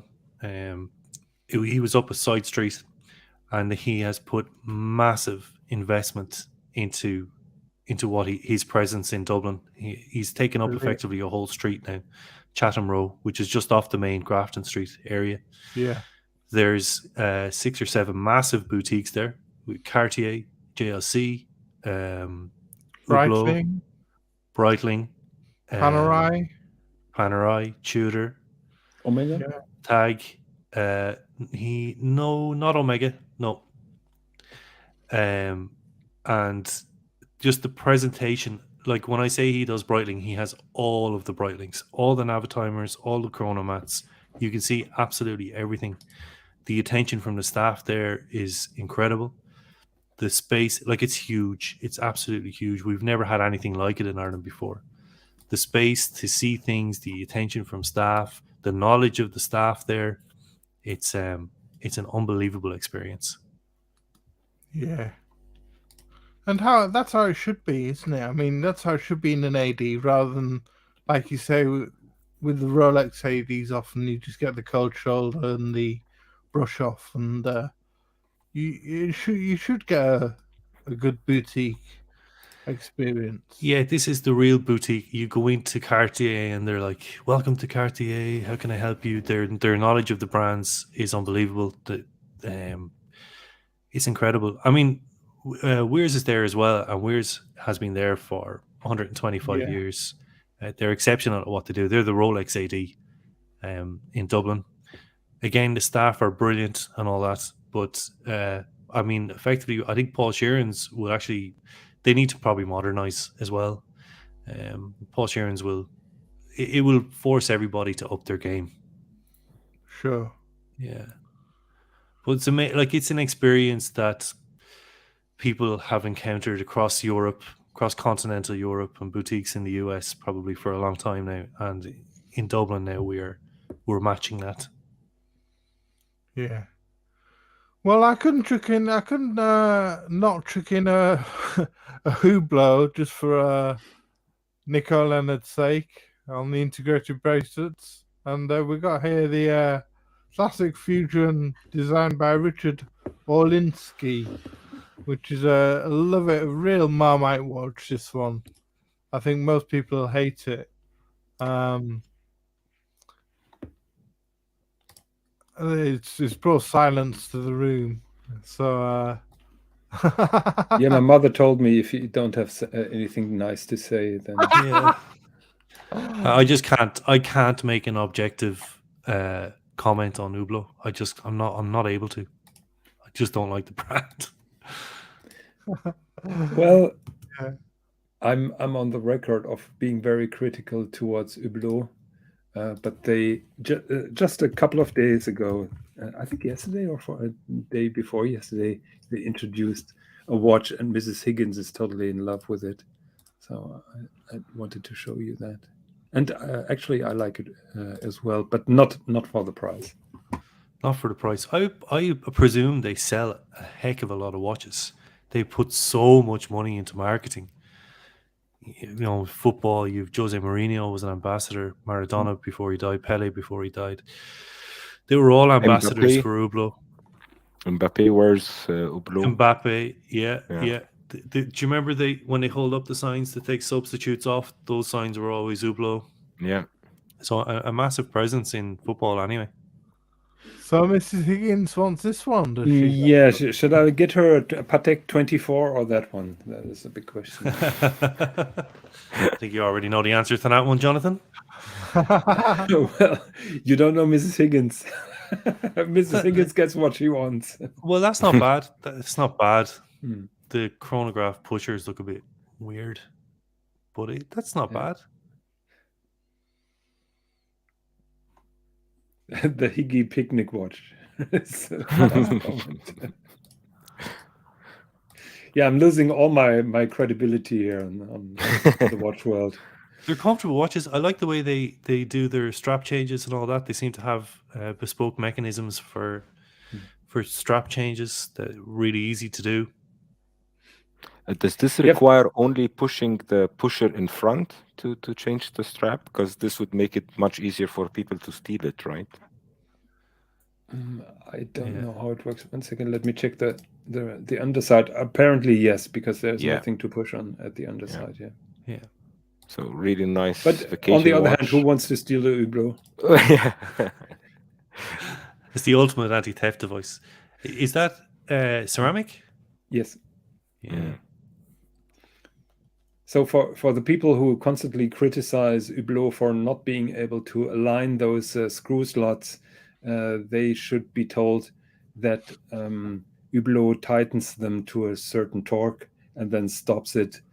So visual appearance is secondary to function. Yeah.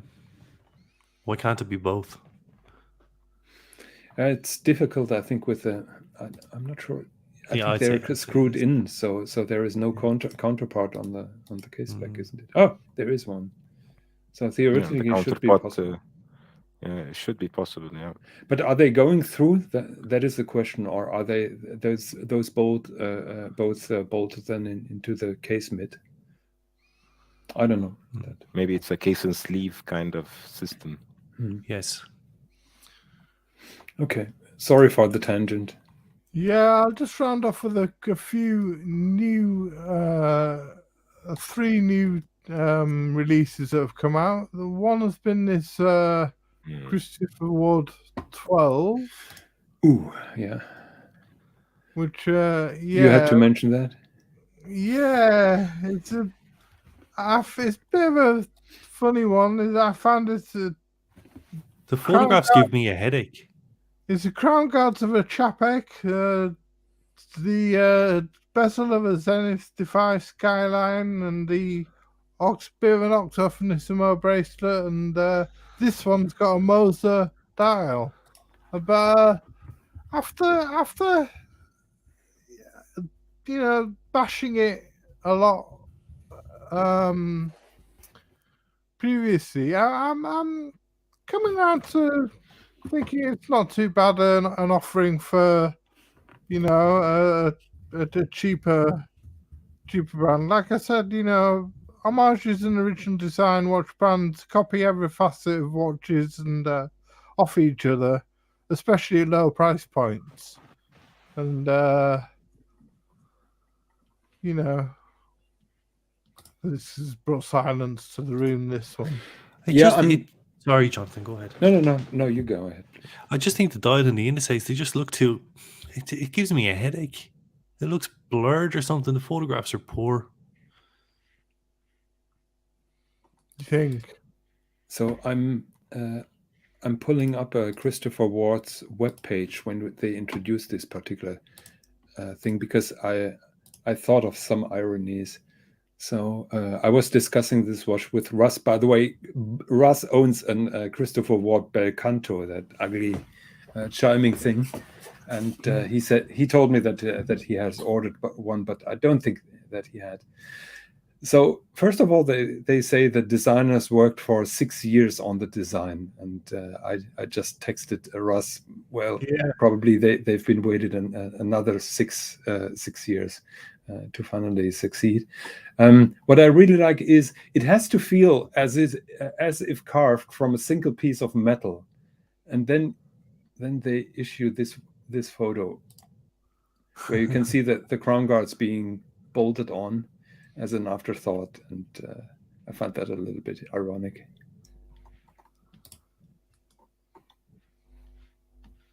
Yeah, I think 6 years, most of it were spent in the pub, let's say. Well, yeah. Yeah. It was design. They were obviously taking Gerald Genta's idea of design it on the back of a beer mat in a pub. Yeah, exactly right. A Gerald Genta inspired. Just throw his name out there, lads. It'll sell us thousands of them. Yeah, I'm pretty sure Gerald Genta's widow is upset about that. How did they not get sued? But I've been praising Christopher Ward since the release of the Bel Canto. I think the Bel Canto was fantastic. Yeah. But the watch you get for that money, Innovative, very it innovative. looks amazing, and by all accounts, it's as good in real life as it looks in the photographs. An incredible watch for the money. But just when I thought they had me, they go and they do something like this. Yeah. Well, another new release of late was this one, the Urwerk full titanium UR 100V Magic T. Yeah, wow. 58,000 Swiss francs with an integrated bracelet. I love Urwerk myself, and to see them Amazing. do an integrated bracelet watch was quite surprising for me. That's something else. In terms of originality, that's technology. Amazing. Yeah, I don't know whether you're an Urwerk fan, Abdul or Jonathan. Big fan. I really like Urwerk watches, but always they were like too eccentric, right? That's their niche, right? But I think with this one, they're somehow trying to enter the less eccentric world of integrated bracelets. Even though they have this like the back of the knife shape on both sides with the 12 o'clock crown, feels like they try to tone this down to attract more people to the brand. Can I just go back to Russ's comment there? Belcanto. Do you own the Belcanto, Russ? It's like of course. Yeah, a mini MBNF. I have called it that, and I got absolutely ridiculed. But I agree with you. It's Can like you an post my MBNF reply to that? For 4,000. An ugly MBNF. Yeah. And I have difficulties to keep up with Russ buying crazinesses. I think he had the first one, which was blue, and he was thinking about ordering the green one just because. Why not? Because they are now issuing it in a different dial color. It's just so well executed. It's incredibly well executed. Yes, I think what Russ is referring to there is the way that the dial sits, at the 12 o'clock position. And then the bell itself, like, it looks really well finished. It does, doesn't it? I totally understand what you're saying, Ben, but Russ is a guy who has a minute repeater. Why is such a guy buying a Belcanto? Can you explain me that? He's got an interest in watching. He has a Max Bisser and friends, and he's buying a Belcanto. What is the reason? For the garden work. Yeah, probably yes, but he's not wearing it for the garden work. He has an army of underpaid workers who are doing the work. But does that not suggest how important and how good that watch is for 4K, that a guy with a minute repeater who clearly knows what the epitome, what the elite of watchmaking is, can say that the Belcanto is a mini MBNF? Yeah. I'll be for 1 second serious. Russ is a watch lover, and he's on the record of really wearing his watches. He sent me pictures of his crazy expensive watches when he's in a train, and so he really loves those watches. And when he falls in love, doesn't matter what the context is, he just buys them. That doesn't mean that I'm not taking the piss out of it.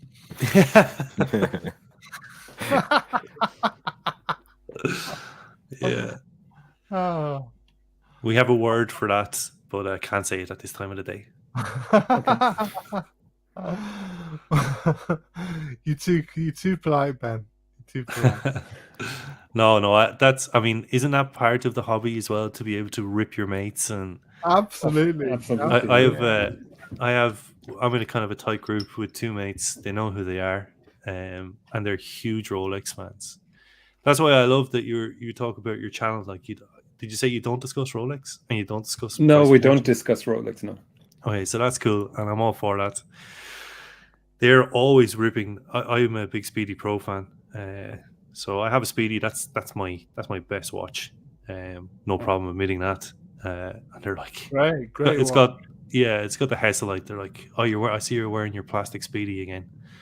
And I wonder if I could reach the bin with it from here. Oh, Ben. I know, but it's all part of the fun, eh? Yeah. And then there's nothing then that I can say about Rolex, because I love Rolex too. I love their icons. I love their finishing. So much about Rolex that I love. So, No, there's nothing wrong with Rolex, but we started our channel and we wanted to be different to everybody else, and we have this as little as possible Rolex policy, and I think we're doing well with it. In terms of content, our viewer numbers and subscriber numbers suck. Of course. Yeah, absolutely. Same here. no, I think it's a brilliant principle.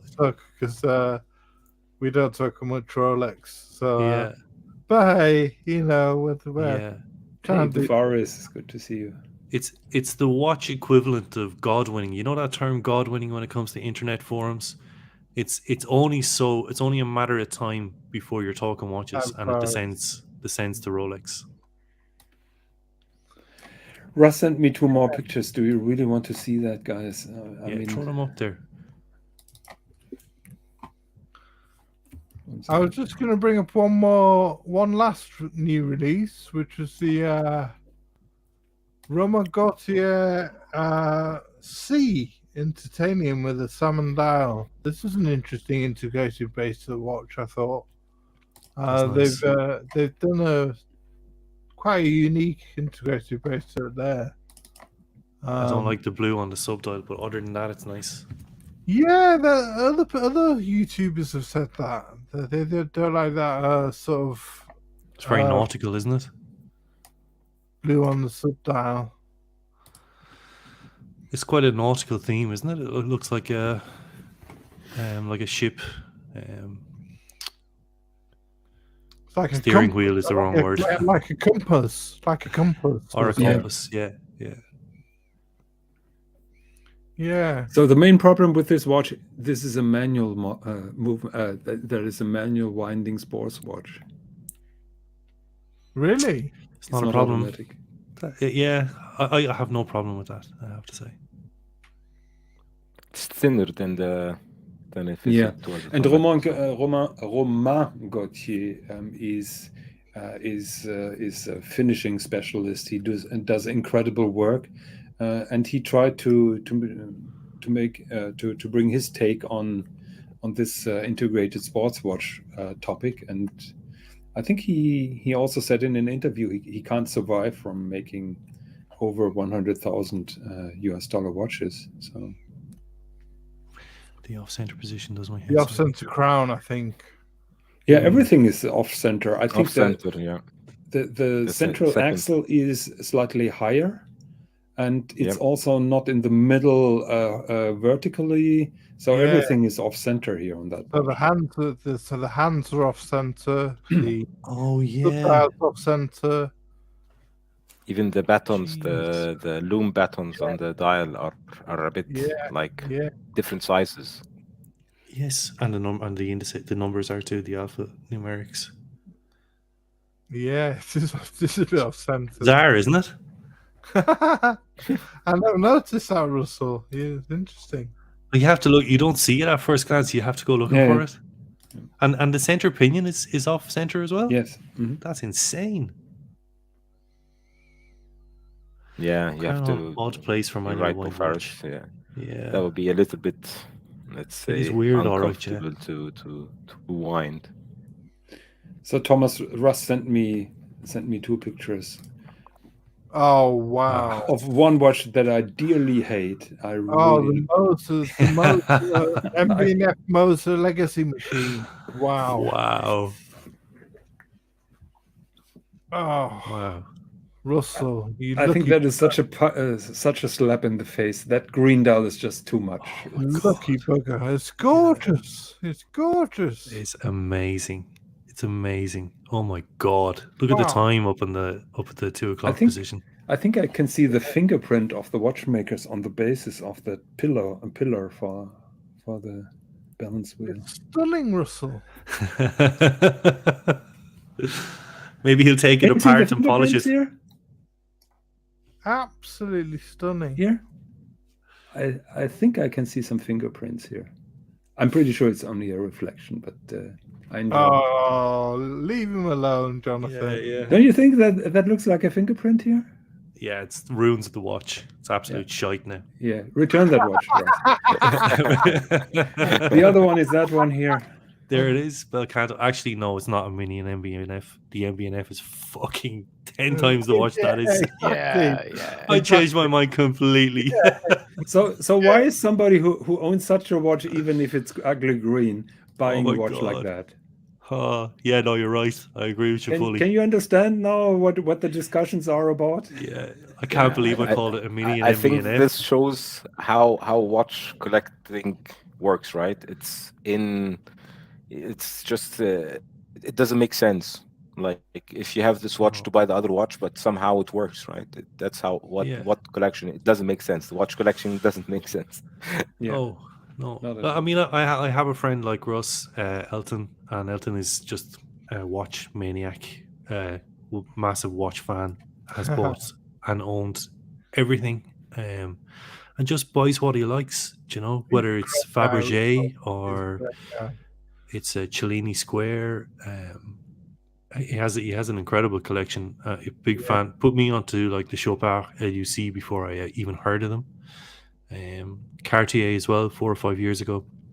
Just buys what he likes, and Russ, can regardless. you send me the picture of the Patek Philippe that you refused with the enamel dial, please? Because that is the most fun that I'm having from the discussions with Russ, poking fun of the watches that he refused to buy.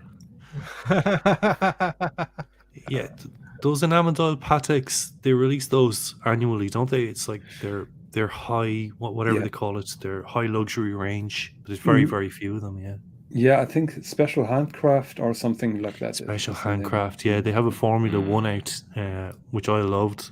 They're really, really difficult to execute because you've got the enamel dial, plus they use a kind of a gold line to outline all the different elements on the enamel dial. Like the watchmaking on the dial alone is insane. Okay, are you seated? Oh, dear. I love these things. I just love them. Now maybe it's because it's got Patek Philippe on at 4 o'clock, but you can't appreciate a watch like this from pictures. I think people look at this and they think it's such an outlier from Patek, but I don't think they appreciate the history behind a watch like this special handcrafted range, as you call it, Jonathan. They do it annually. Rare handcrafts, that's the one. Thanks, Russ. Yeah, they have a real history with that. I mean, it's beautiful. Like, it's fun. It's so well executed. It's an cost. Yeah. Oh, so the background of this picture, of this piece, is Russ and we have a great love and appreciation for cloisonné dials. Yes, this world timer that you can see in this avatar. Not sure if you, Ben, know the background how a cloisonné dial is being done. No, I don't know. No, you don't? Okay. So if Tom allows me, I will drive a small tangent and flex off my world timer. Here we go. And I'm going to show give me 1 second. I'm going to show a picture of the cloisonné dial in process. Being made, yeah. But this is Jonathan's watch that he got. He commissioned from Sven Anderson and Benjamin Cheeholt's horology, and he got it's a world time watch, and he got the globe in the center of the dial made for him, personalized. So what you're seeing here is the dial of my watch in making, and that explains the best. So a cloisonné dial is an enamel dial, but first of all they use those gold wires. Those are solid gold wires that are then made flat, so they stand on the dial on the not flat side. And then those cloisons, like they are called, they serve as the border to the other color that they're using then as enamel. That is a very ancient technology, and those wires are bent by hand. Oh my god! So that Oh is my God. that is cloisonné. And Yes. the final product I'm going to show you. I'm just flexing here a little bit, Thomas. That is then the Yeah, already Oh. cloisonné dial here. Russell said that he's already gone because if you He's bring gone. out world time. Okay, so Russ and I, we are really we really admire cloisonné technology and all kind of fancy enamel dials. Yes. And this is one here by Patek Philippe, and I think they made 5 of them. And Russ said no to this, and in my opinion, it's a mind-blowing dial, simply for one reason, because there is the greatest enamelist that works on AP grand sonneries for 600,000 Swiss francs and so on, and her name is Anita Porcher. She's being regarded as the high priest of dial making when it comes to enamel. Okay. And this is signed AP, so this is Anita Porcher. Wow. And the motive is, in my opinion, mind-blowing. It's just astonishing. Look at the eyes, because the center of the eyes are little diamonds. And as Russ told me, that is the only dial where that lion has diamond eyes. All the others have round pupils. So that makes it even more special. And Russ said no to this watch. How do you even get an opportunity to buy that watch? Did Patek Philippe reach out to Russ? No, but Russ reaches out to Patek, and he has a good standing with them. Wow. Need to get this Russ guy on the show, Tom. Yeah. He was on the Swiss and John show, and he's our new talent. So all our hopes are now on him. We need to get you on the show. Yeah. Russ, do you want to? No, but Russ usually doesn't have. Russ doesn't have time on Saturday. That is why we did that pre-recorded show on Wednesday, because usually he's very occupied. So Russ, if you want to hop on, I can send you the link if Thomas allows that. Yeah. Yeah, but I'm not sure if Russ will agree to. Maybe he really left after I pulled out my watch. Can't blame him for that. Yeah. Okay. Back to the topic. I apologize. Yeah, well, I've finished bringing up watches, so that's about it, really. We'll finish on Jonathan's world time. Okay, that's good. It's not an integrated bracelet, but yeah. Yeah, so I'm going to show Ben one last picture. Who makes the world time, Jonathan? So it's been done by Anders in Genève. Okay, wow. And the designer is Benjamin Chi, who is an art aficionado in Singapore, and he created this particular watch. So it's something else. Yeah. So yeah. So there you go. 1 second. Can you see that? No, you can't see it.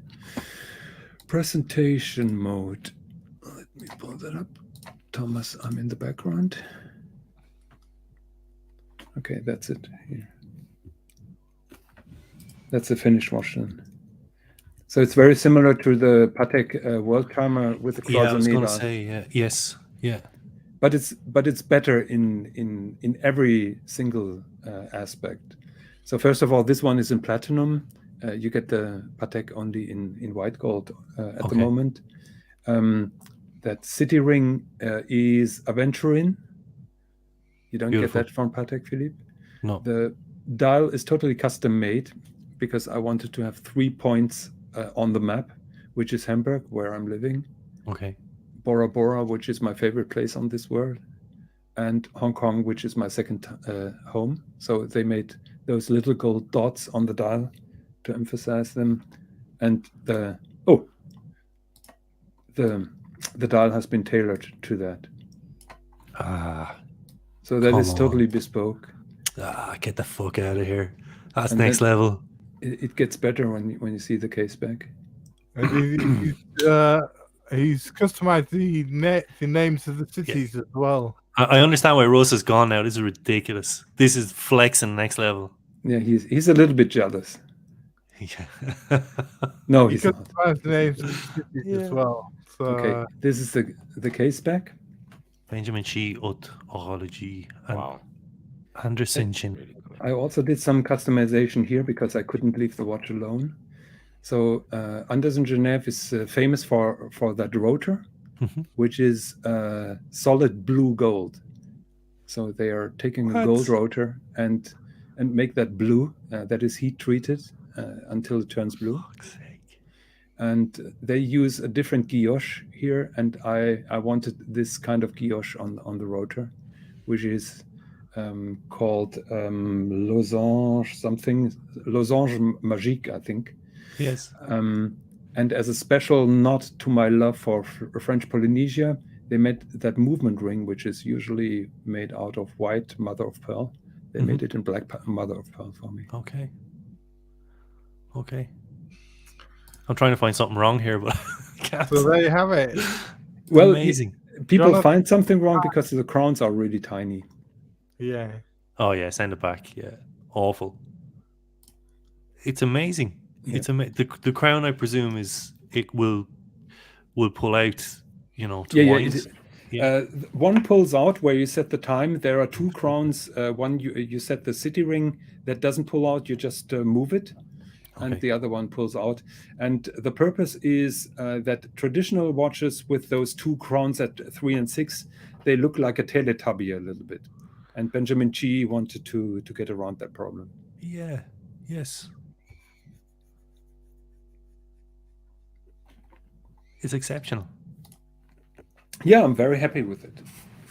And the reactions from my watch friends were from, congratulations, you've totally wasted your money on a watch that nobody wants to know, that nobody knows, and you will never be able to sell it. Up to congratulations, you made a watch that totally represents yourself. So absolutely. I've heard, and that's why you don't talk about value retention on your channel. Well, not for this watch, obviously. Yeah. Wow, that's incredible. Next level. So we've rounded up a few integrated bracelet watches, and we've checked out Jonathan's world time as we have to every stream. So there's even a monochrome article about this. there's a monochrome article on it. Yeah, check that out. So I've got to say thank you to Abdul R Watches for joining us. Please check out his channel. Thank you to Ben, Wonder of Watches. Check out his YouTube channel. And, of course, Jonathan Quell Higgins III. Check out the Swiss and John show. Are you doing anything tonight, Jonathan? Not sure. At the moment, nothing is planned because we did it through the week. But if you come up with a great topic, maybe we're going to do something. Right. So, if you could give us a thumbs up, guys, if you enjoyed the show, that'd be great. And if you're not subscribed yet, please, it's an invitation to subscribe and join us in the future. So, anything else to add, lads? Anything else you want to say? Oh, thanks, Tom. Thanks for having me on. Really enjoyed it again. Pleasure, Ben. Always a pleasure. You're welcome anytime, my friend. Thanks, Tom, for the preparations. Thanks, everybody in the chat. And have a great weekend. Yeah, great to see all the chat. All great to see you all in the chat today. And seen some new faces today. And good to see you as always. And we always enjoy seeing you. And I'll round it off. So take care, guys, and enjoy the rest of the coronation if you're not watching already. And we'll see you next time. Take care. See you. Bye-bye. Bye. Bye-bye, everybody.